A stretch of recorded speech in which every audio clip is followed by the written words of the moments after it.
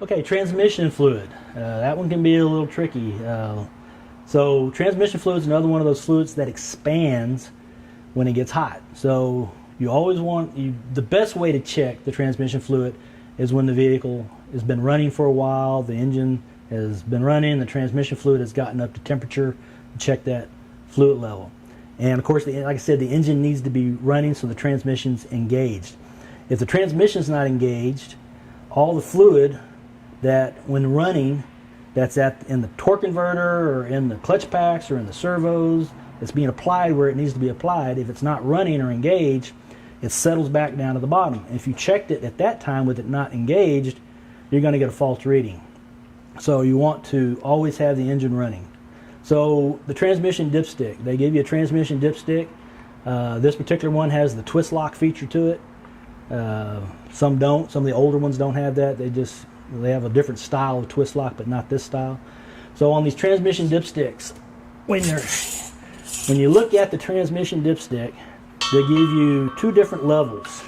They give you a cold and a hot level on the dipstick, and it'll be an add and a full cold and an add and a full hot. So they do give you a cold setting to check it, but again, it's always better to check it hot.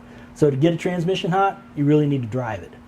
You're not going to run it for 5 minutes in the driveway. It's not going to be up to temperature. If you did check it, you would probably read into the cold range, and that's okay, but there's another way to do that. We're going to talk about that here in a few minutes, how to check that through another method to check that. Transmission fluid is really light in color. It's really hard to read. That's why the other method sometimes works a little better. But if you want to try it this way, it always works. Now the other method is electronic method through the range selector up inside the cab. If it fails, then you're going to have to resort to the dipstick anyway. And if you can't do it on a hot engine, cold's okay. This particular one, this cab style gives you a little door at the back of the cab where you can access these dipsticks if you want to try checking it hot after you come back from a run. Okay, so there's the other method I was talking about checking the transmission fluid is through this range selector up on the gear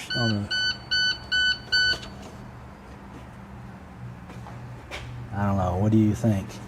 Got to find a way to kill that beep. So the other method I talked about checking the transmission fluid was through this range selector up inside the cab. And really the only way you can do this is, and I tell everybody the best way to use this method is when you come back from a call and you're doing your 5-10 minute cool down for the turbo, that's a great time to check this transmission fluid level because the fluid again has to be hot. So safely park the vehicle, set your park brake, reach up here and hit both arrows momentarily and release like that. This model comes up with an oil level that says temperature's too low, invalid. So if it were hot and the engine were running at idle in neutral, it should go through a countdown method. It usually starts at 8 or 7. It'll either flash that number a number of times and then work its way down to 0. So 8, 7, 6, so forth down to 0. When it gets to 0, it'll come up with a reading. It'll say OL. In this case, OL meaning trans fluid.